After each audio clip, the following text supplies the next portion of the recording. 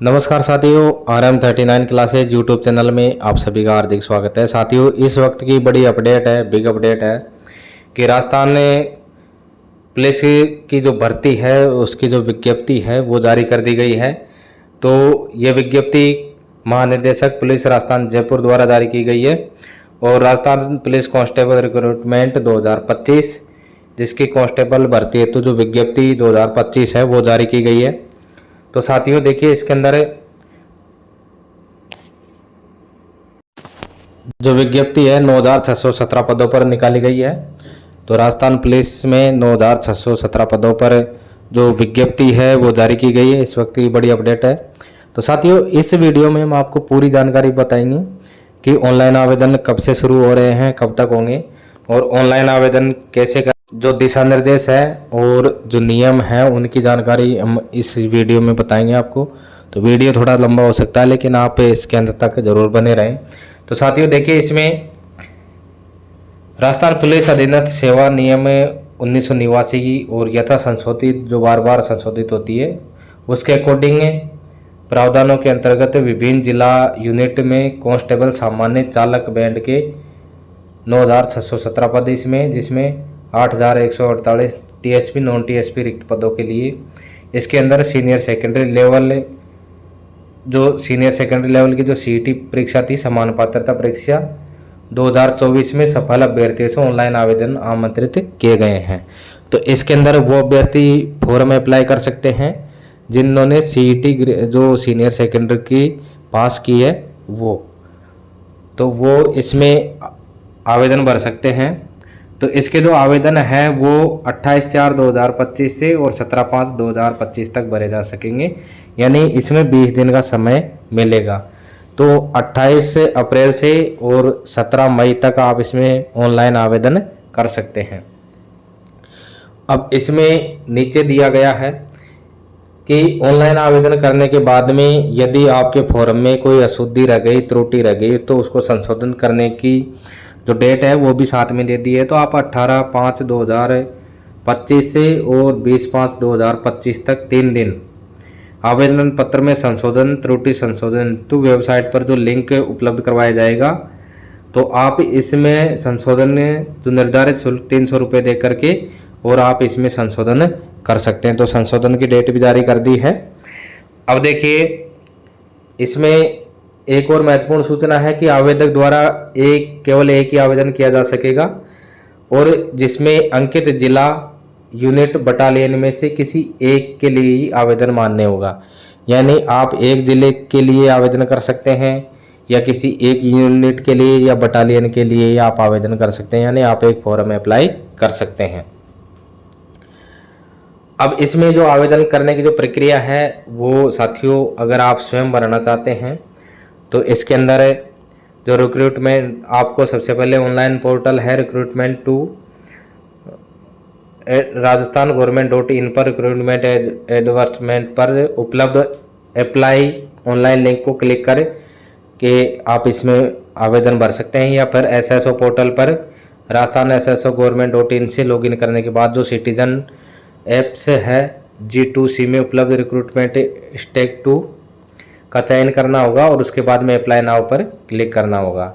और apply now पे click करने के बाद में साथियों, आप का यदि OTR नहीं हो रहा है, पहले से वन टाइम रजिस्ट्रेशन नहीं हो रहा है, तो आपको सबसे पहले वन टाइम रजिस्ट्रेशन करना होगा। तो आप वन टाइम जो रजिस्ट्रेशन है आपके आधार कार्ड है उसके अनुसार आप कर सकते हैं। और इसके अंदर OTR कंप्लीट करने के बाद में सबसे पहले आपको इसमें जो आप इसमें क्लिक करेंगे तो जो उसमें आपके जो एप्लीकेशन नंबर है वो मांगे जाएंगे। तो वो एप्लीकेशन सर्वप्रथम आपको अपना जो सीईटी सीनियर सेकेंडरी का ऑनलाइन आवेदन पत्र क्रमांक एप्लीकेशन दर्ज करना होगा और सीनियर सेकेंडरी का जो ऑनलाइन आवेदन पत्र SSO ID लॉगिन करके रिक्रूटमेंट पोर्टल पर माय रिक्रूटमेंट ऑप्शन पर क्लिक कर प्राप्त कर सकता है। और इसमें आवेदन पत्र क्रमांक SSO ID सिस्टम द्वारा सीईटी सीनियर सेकेंडरी लेवल के डाटा से वेरीफाई किया जाएगा और वेरीफाई हो जाने की स्थिति में आवेदन पत्र इसमें खुलेगा। आवेदन पत्र में उसके द्वारा OTR में दर्ज की गई सूचनाएं प्रदर्शित होंगी, उनमें संशोधित नहीं किया जा सकेगा। तो साथियों, आपको इसमें जब आप इसमें खोलोगे OTR करने के बाद में, तो इसमें आपके जो CET ग्रेजुएशन लेवल के जो एप्लीकेशन नंबर हैं वो भरने पड़ेंगे। उसके बाद में ये खुल जाएगा और उसमें जो भी जानकारियाँ चाहिए गई है वो जानकारियाँ भरने के बाद में आप इसमें फॉर्म भर सकते। अभी इसमें एक और महत्वपूर्ण बात ये बताई गई है कि ऑनलाइन आवेदन जो आपने भरा है उसका जो प्रिंट है शारीरिक दक्षता परीक्षा के समय साथ लाना अनिवार्य होगा, तो इसका जो प्रिंट है वो आप अवश्य लेकर के सुरक्षित रख लें। अभी इसमें जो पंजीयन शुल्क है, अगर आपने OTR नहीं किया है तो OTR करने का जो पंजीयन शुल्क है वो सामान्य वर्ग, क्रीमिलेयर श्रेणी की पिछड़ा वर्ग, अति पिछड़ा वर्ग और राजस्थान से बाहर के अभ्यर्थियों हेतु 600 रुपये है, और राजस्थान के नॉन क्रीमिलेयर श्रेणी के पिछड़ा वर्ग, अति पिछड़ा वर्ग, आर्थिक रूप से कमजोर, अनुसूचित जाति जनजाति और TSP शहरिया के लिए 400 रुपये का इसमें शुल्क आपको देना होगा। इसमें स्पष्टीकरण भी दिया गया है कि इसमें CET सीनियर सेकेंडरी लेवल परीक्षा में ऑनलाइन आवेदन करने के दौरान एक बार ये पंजीयन प्रणाली लागू होने के कारण इस आवेदन को भरते समय अलग से कोई पंजीयन शुल्क दे नहीं होगा। तो ये सिस्टम है, लेकिन साथियों जब CET परीक्षा के लिए ऑनलाइन आवेदन किया था तभी ही आपकी सबकी जो भी इसमें ऑनलाइन फॉर्म भरेगा राजस्थान पुलिस के लिए तो उसको OTR करने की आवश्यकता भी नहीं है, क्योंकि OTR उनका पहले ऑलरेडी हो चुका है। राजस्थान कर्मचारी चयन बोर्ड की तरफ से जो CET ग्रेजुएशन लेवल का फॉर्म भरा गया था, जब वो SSO ID के माध्यम से भरा गया था तो OTR उनका ऑलरेडी हो चुका है। तो OTR नहीं होगा इसमें, सीधा ही आपके जो CET ग्रेजुएशन लेवल के जो एप्लीकेशन नंबर हैं वो डालते ही आपका जो फॉर्म है वो खुल जाएगा। इसमें देखिए साथियों आरक्षण, तो इसमें जो आरक्षण है महिलाओं के लिए 33% जो आरक्षण है वो निर्धारित है, तो उनको 33% आरक्षण है प्रावधान के अनुसार दिए जाएंगे। अब इसके अंदर 33% में से 8% तो विधवाओं के लिए और 2% विवाह विच्छिन्न तलाकशुदा महिलाओं के लिए होगा। अब इसमें किसी कैटेगरी में जो विधवा या जो तलाकशुदा महिला उपलब्ध नहीं होने की स्थिति में जो सामान्य महिलाएं हैं उनसे ये जो रिक्तियां हैं वो भरी जाएंगी, जो पद हैं उनसे भरे जाएंगे। ऐसी रिक्तियां पश्चातवर्ती वर्ष के लिए अग्रणित नहीं की जाएगी, यानी ये बैकलॉग में नहीं जाएगी। इनकी जो अगर मान लो ये विधवा या परित्यक्ता महिला नहीं मिलती है तो उनकी जगह पे जो सामान्य महिलाएं हैं उनसे पद भरे जाएंगे। अब इसमें तलाकशुदा या विधवा का लाभ लेने के लिए उनको जो संबंधित प्रमाण पत्र है वो अवश्य लगाना होगा इसमें। अब इसमें देखिए नवसर्जित जो पद्मिनी, कालीबाई और अमृता देवी बटालियन के विज्ञापित पदों में 50% पद महिलाओं के लिए आरक्षित है इसके अंदर, और जिसमें से 1/3 पद जो हैं वो विधवाओं और तलाकशुदा महिलाओं के लिए 80:20 के अनुपात में आरक्षित है। और यदि नव सर्जित उक्त बटालियनों में उपयुक्त और पात्र महिलाएं भर्ती के लिए उपलब्ध नहीं होती तो ऐसा पद पुरुष अभ्यर्थियों से नहीं भरा जाकर रिक्त रखा जाएगा। यानी ये 3 जो बटालियन है, पद्मिनी, कालीबाई और अमृता देवी बटालियन, इनमें जो 50% पद हैं वो महिलाओं के लिए आरक्षित है। अब जो आरक्षित 50% पद हैं इसमें वो पुरुषों से नहीं भरे जाएंगे, वो महिलाओं से भरे जाएंगे। अगर महिलाएं उसमें उपलब्ध नहीं होती है तो ऐसे पद रिक्त रखे जाएंगे।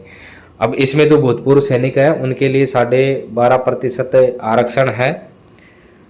इसमें TSP क्षेत्र के अनुसूचित जाति और जनजाति के लिए जो आरक्षण है इस प्रकार से है साथियों कि जिन क्षेत्रों को ट्राइबल सब प्लान एरिया के अंतर्गत सम्मिलित किया गया है के पदों में अनुसूचित जनजाति के लिए 45% और अनुसूचित जाति के लिए 5% पद इसमें आरक्षित है, और शेष 50% पद अनारक्षित पद केवल स्थानीय अभ्यर्थियों के लिए आरक्षित होंगे।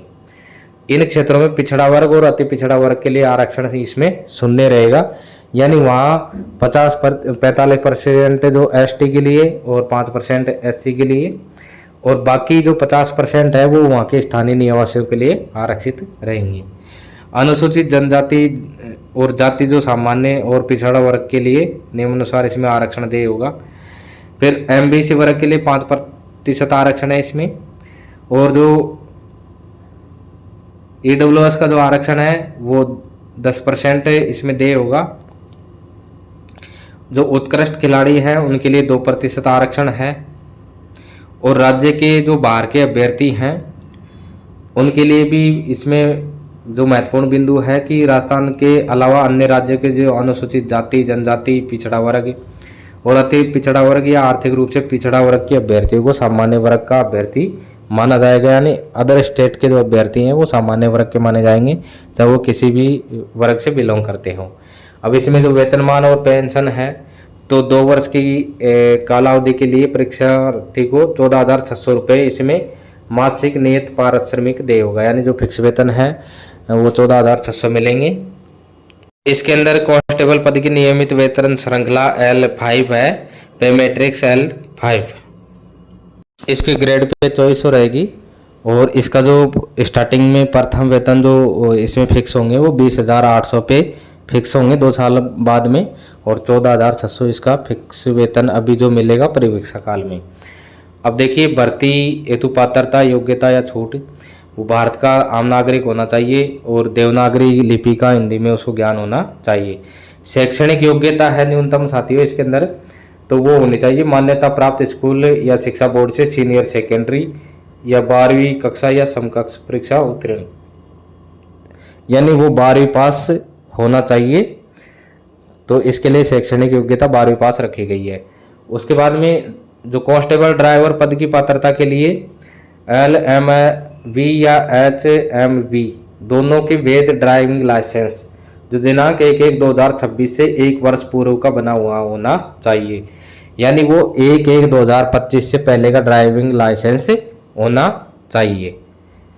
अब आयु सीमा देखिए साथियों, इसमें ऊपरी आयु सीमा में सभी आवेदकों के लिए 1 वर्ष का शिथिलन इसमें प्रदान किया गया है और आयु की गणना 1 जनवरी 2026 को आधार मानकर नियमानुसार इसमें की जाएगी। यानी 1 जनवरी 2026 के अनुसार की जाएगी और सभी को इसमें 1 वर्ष का शिथिलन प्रदान किया है। अब इसमें देखिए कि जो कैटेगरी है कांस्टेबल सामान्य बैंड आवेदकों के लिए है। इसमें जो आयु सीमा है सामान्य की, तो सामान्य की निम्न तिथि के बाद में उनका जन्म नहीं होना चाहिए। तो इसमें देखिए महिला या पुरुष, तो 1/1/2008 के बाद में उनका जन्म नहीं होना चाहिए और निम्न तिथि से पूर्व जन्म नहीं होना चाहिए। अधिकतम आयु तिथि पुरुष के लिए 1/1/2002 से पहले जन्म नहीं होना चाहिए और महिला का 2/1/97 से पहले का जन्म नहीं होना चाहिए। EWS, SC, ST, BC, MBC तो 1/1/2008 के बाद में जन्म नहीं होना चाहिए और पहले 2/1/97 और 2/1/92 महिलाओं के लिए। राज्य सरकार के कर्मचारियों, मृत पुलिस अधिकारियों और कर्मचारियों के आश्रित है, उनका जन्म 1/1/2008 के बाद में नहीं हो और जो निम्न तिथि पूर्व का जन्म नहीं होना चाहिए। अधिकतम आयु में इसमें 2/1/99 से पहले का जन्म नहीं होना चाहिए और महिलाओं के लिए 2/1/1994 से पहले का जन्म नहीं होना चाहिए। भूतपूर्व सैनिक 1/1/2008 के बाद में जन्म नहीं हो और इधर पीछे की जो डेट है वो 2/1/1983 पुरुषों के लिए और महिलाओं के लिए 2/1/1983। उसके बाद में देखिए कांस्टेबल जो चालक हैं उनके लिए सामान्य के जो DOB है 1/1/2008 के बाद में नहीं होनी चाहिए। पुरुष और महिला सबके लिए, वो चाहे किसी भी कैटेगरी में हो, उनका जन्म 1/1/2008 के बाद का नहीं होना चाहिए। अब इसमें देखिए पहले की जो डेट है निम्न तिथि के पूर्व का जन्म उसका नहीं होना चाहिए। जो अधिकतम आयु की तिथि है वो सामान्य में देखिए पुरुष 2/1/99 और महिला का 2/1/94, फिर पुरुष का 2/1/94, इसमें EWS, SC, ST और MBC में 2/1/94 और महिलाओं का 2/1/89। फिर राज्य सरकार के जो कर्मचारी हैं या मृत अधिकारियों और कर्मचारियों के आश्रित हैं उनका 2/1/96 पुरुषों के लिए और 2/1/91 महिलाओं के लिए। भूतपूर्व सैनिक है 2/1/83 पुरुषों के लिए और 2/1/1983 महिलाओं के लिए, ये आयु सीमा रहेगी उनकी। अब इसमें देखिए शारीरिक जो मापदंड हैं इस प्रकार से रहेंगे। तो मापदंड इसमें सामान्य क्षेत्र हैं उनके लिए अलग है और 12 जिले के शहरी आदिम जाति के लिए अलग है। तो इसमें देखिए जो न्यूनतम ऊंचाई है पुरुषों के लिए 168 सेंटीमीटर होनी चाहिए और महिलाओं के लिए 152 सेंटीमीटर होनी चाहिए। न्यूनतम जो ऊंचाई 168 पुरुषों के लिए और महिलाओं के लिए 152 सेंटीमीटर होनी चाहिए। और 12 जिले के शहरी जो आदिम जाति के लिए पुरुषों के लिए 160 सेंटीमीटर और महिलाओं के लिए 145 सेंटीमीटर ऊंचाई होनी चाहिए।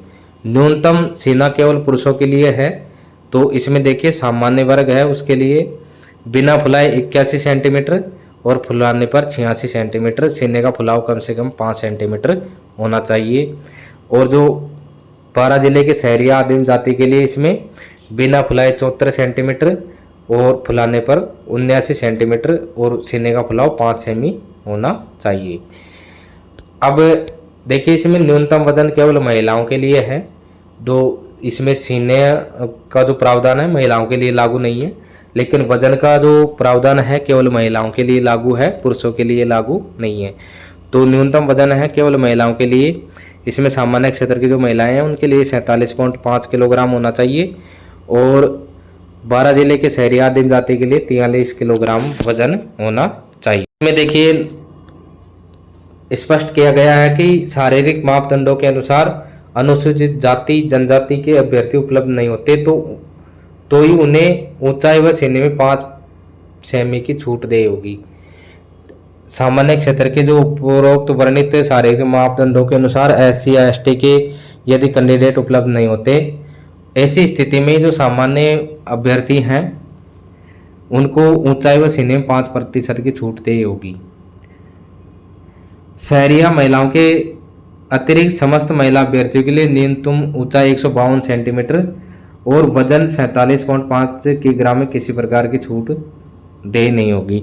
तो जो ऊंचाई है और जो वजन है वो किसी भी कैटेगरी के लिए इसमें छूट दे नहीं होगी, केवल शहरिया जो जनजाति है उनके लिए अलग प्रावधान है, उनको छोड़कर बाकी के लिए समान रहेगा, वो कैटेगरी चाहे कोई सी भी हो।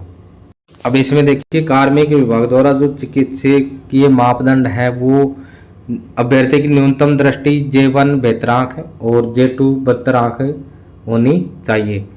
चश्मा पहनने के जैसे सुधार के साथ बिना सुधार के दोनों आँखों की न्यूनतम दृष्टि 6x6 बेहतर आँख और 6x9 बदतर आँख होना अनिवार्य है। यानी ये चिकित्सकीय मापदंड है, उनके अकॉर्डिंग आपकी आँखें होनी चाहिए।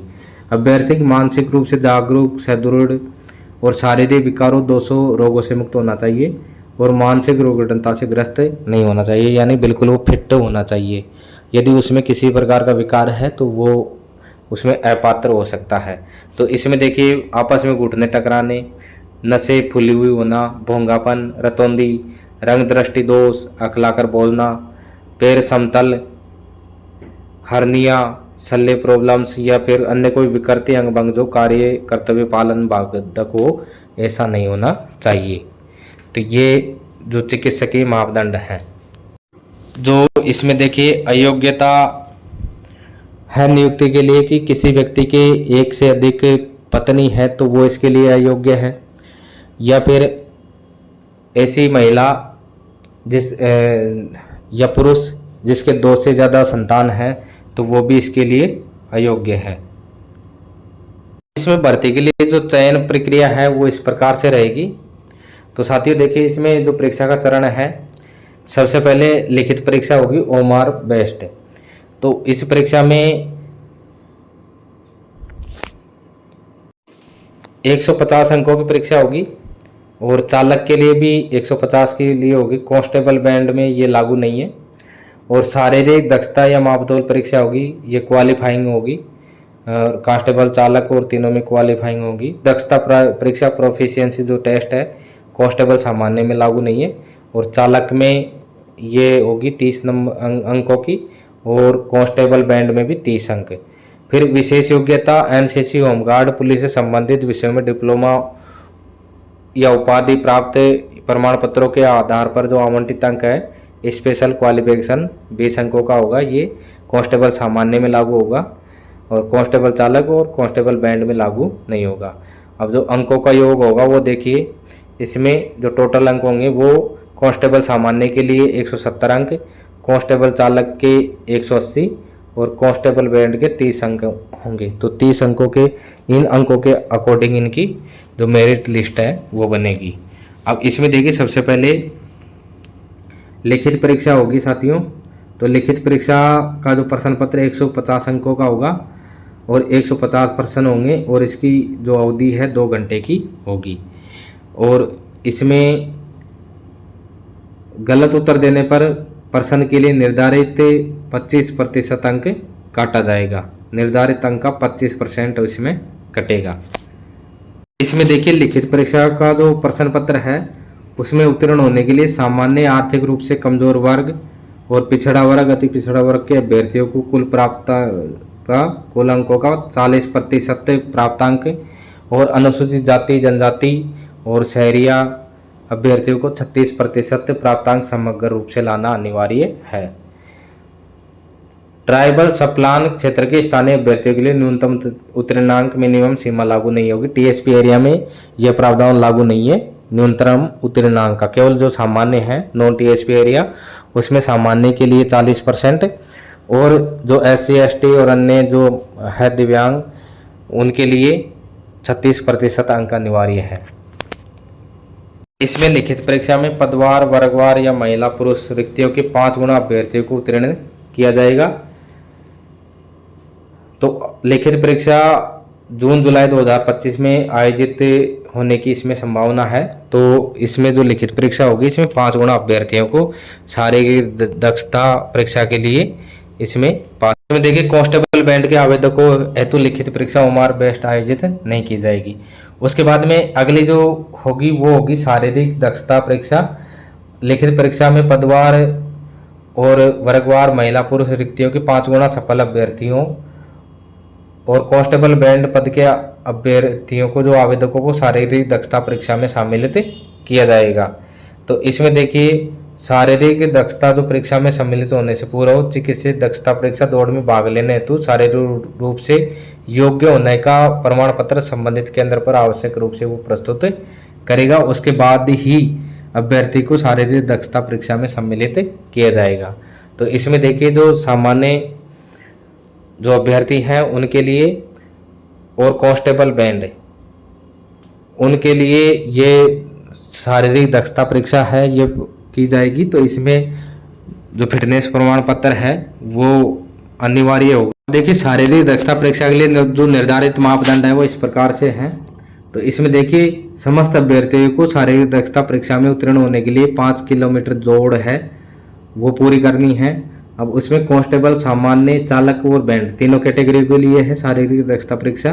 तो इसमें देखिए पुरुषों के लिए 25 मिनट है, महिलाओं के लिए 35 मिनट है और भूतपूर्व सैनिकों के लिए 30 मिनट। ट्राइबल सब प्लान क्षेत्र के अनुसूचित जाति और जनजाति के लिए 30 मिनट, यानी टीएसपी एरिया के लिए 30 मिनट है ये। तो साथियों ये था कि जो सामान्य पुरुष है उनके लिए 25 मिनट में 5 किलोमीटर दौड़ करनी है, महिलाओं के लिए 35 मिनट है और भूतपूर्व सैनिकों के लिए 30 मिनट है और जो टीएसपी एरिया है उसके लिए सबके लिए 30 मिनट का समय इसमें रहेगा। इसमें देखिए शारीरिक जो दक्षता परीक्षा में दौड़ हेतु केवल एक ही अवसर प्रदान किया जाएगा और इसमें शारीरिक दक्षता परीक्षा में कोई अपील करने का अवसर देय नहीं होगा। निर्धारित समय अवधि में दौड़ पूर्ण नहीं करने वाले अभ्यर्थियों को शारीरिक दक्षता परीक्षा पीईटी में अनुत्तीर्ण मानते हुए आगामी प्रक्रिया में सम्मिलित नहीं किया जाएगा। यानी शारीरिक दक्षता परीक्षा जिनसे क्वालिफाइंग नहीं होगी उनकी प्रक्रिया यहीं रुक जाएगी। उसके बाद में होगा शारीरिक मापतोल यानी फिजिकल स्टैंडर्ड टेस्ट पीएसटी। तो शारीरिक दक्षता में जो सफल रहेंगे अभ्यर्थी उनको शारीरिक मापतोल परीक्षा पीएसटी में सम्मिलित किया जाएगा और जो भर्ती बोर्ड शारीरिक मापतोल में उपस्थित समस्त अभ्यर्थियों को उनको मापतोल से अवगत कराएगा तथा हस्ताक्षर कराएगा और अभ्यर्थियों की मापतोल की सूची पर चयन बोर्ड के हस्ताक्षर मय सील किए जाएंगे। अब इसमें जो पीएसटी होगा इसमें आप अपील कर सकते हैं। शारीरिक मापतोल में असफल रहे असंतुष्ट अभ्यर्थी बोर्ड के समक्ष निर्धारित प्रक्रिया अनुसार नगद 500 रुपये शुल्क जमा कराकर उसी दिन अपील कर सकता है और परीक्षार्थी यदि अपील पर शारीरिक मापतोल में सफल रहता है तो उसे जो लिया गया शुल्क है वो वापस लौटा दिया जाएगा और यदि वो असफल रहता है तो उसे शुल्क नहीं लौटाया जाएगा। तो ये जो अपील है ये उसी दिन की जाएगी, उसके बाद में आप अपील नहीं कर सकते। उसके बाद में देखिए दक्षता प्रोफिशिएंसी टेस्ट। इसमें कांस्टेबल, चालक और बैंड पदों के लिए शारीरिक दक्षता परीक्षा मापतोल परीक्षा में सफल रहे आवेदकों को दक्षता परीक्षा आयोजित की जाएगी जो 30 अंकों की होगी। दक्षता परीक्षा में उत्तीर्ण होने के लिए सामान्य वर्ग, आर्थिक रूप से कमजोर वर्ग, पिछड़ा वर्ग, अति पिछड़ा वर्ग के अभ्यर्थियों को 40%, अनुसूचित जाति जनजाति वर्ग के अभ्यर्थियों के लिए 36% अंक अनिवार्य हैं। और ट्राइबल जो सप्लान क्षेत्र है टीएसपी एरिया के जो सामान्य अनुसूचित जाति जनजाति अभ्यर्थियों के लिए 30% और शहरिया अभ्यर्थियों के लिए 25% अंक इसमें अनिवार्य प्राप्त करना अनिवार्य है। अब इसमें देखिए दक्षता परीक्षा के जो प्राप्त अंक है अंतिम चयन के लिए इसमें सम्मिलित किए जाएंगे। इसमें देखिए विशेष योग्यता के जो आवंटित अंक है जो अधिकतम 20 अंक प्रदान किए जाएंगे। तो वो ये किस किस में अंक रहेंगे, तो देखिए इसमें जो एनसीसी कैडेट्स हैं तो उनके जो प्रमाण पत्र की श्रेणी है तो सी प्रमाण पत्र है उसके लिए 10 अंक मिलेंगे, बी प्रमाण पत्र के लिए 8 अंक है और ए प्रमाण पत्र के लिए 6 अंक दिए जाएंगे। होम गार्ड्स है तो होम गार्ड को देखिए इसमें जो अंक दिए जाएंगे वो सेवा की अवधि है।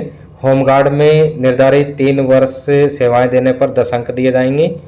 होम गार्ड में निरंतर 2 वर्ष तक सेवाएं देने पर 8 अंक दिए जाएंगे और होम गार्ड में निरंतर 1 वर्ष तक सेवा देने पर 6 अंक दिए जाएंगे। फिर पुलिस से संबंधित विषयों में डिप्लोमा यदि किसी ने या उपाधि किसी ने कर रखी है तो उसमें देखिए एमएससी क्रिमिनोलॉजी साइबर सुरक्षा और इससे संबंधित विषय अगर किसी ने कर रखे तो 10 अंक दिए जाएंगे। सिक्योरिटी मैनेजमेंट व सोशल साइंस, पुलिस प्रशासन या कानून के रूप में कम से कम एक विषय बीए या एलएलबी की उपाधि 8 अंक। उपरोक्त विषयों में कोई डिप्लोमा प्राप्त है तो उसको 6 अंक दिए जाएंगे। उपरोक्त तीनों में से अभ्यर्थी द्वारा अंकित कोई भी 2 का विशेष योग्यता के अंकों की गणना के लिए उपयोग होगा। तो इसमें देखिए 2 कोई सी भी विशेष योग्यता वो चुन सकता है जिसमें अंकों की गणना के लिए उसका उपयोग हो सकता है। इसमें देखिए अभ्यर्थी द्वारा विशेष योग्यता के जो मूल प्रमाण पत्र और स्व प्रमाणित प्रतियां शारीरिक दक्षता मापतोल पीटी या पीएसटी के समय चयन बोर्ड के प्रस्तुत करने होंगे। उसके बाद में चयन सूची जारी की जाएगी। लिखित परीक्षा, दक्षता परीक्षा और विशेष योग्यता के प्राप्त अंकों के आधार पर वर्गवार रिक्त पदों के अनुरूप वरीयता क्रम में चयन सूची तैयार की जाएगी। उसके बाद में चयन सूची की घोषणा के बाद आवेदकों का जो राजकीय मेडिकल बोर्ड से स्वास्थ्य परीक्षण कराया जाएगा और जिसमें उपयुक्त पाए गए अभ्यर्थियों को नियुक्ति हेतु पात्र माना जाएगा। आवेदक जो अस्थायी रूप से अयोग्य पाए जाते हैं और जिनके दोष को चिकित्सा अधिकारी की राय के अनुसार 6 माह के भीतर ठीक किया जा सकता है, उक्त अवधि के बाद वे नियुक्ति के लिए पात्र होंगे बशर्ते कि वो मेडिकल बोर्ड से फिट हो जाएं। तो ये प्रावधान है। तो साथियों ये थी मोटी मोटी जानकारी आवेदन से संबंधित। अब इसमें देखिए जो वर्गवार पदों का जो विवरण है ये आप लोग जो विज्ञप्ति है वो डाउनलोड करके देख सकते हैं विभाग की वेबसाइट पर। तो वहाँ से आप इसको डाउनलोड कर सकते हैं या हमारे YouTube channel RM39 classes YouTube channel जो टेलीग्राम चैनल है वहाँ से आप इसमें देख सकते हैं। तो साथियों ये जानकारी थी राजस्थान पुलिस कांस्टेबल भर्ती 2025 की विज्ञप्ति जारी कर दी गई है। तो इसमें जो सामान्य नियम और फॉर्म कैसे भरना है ये सारी चीज़ों की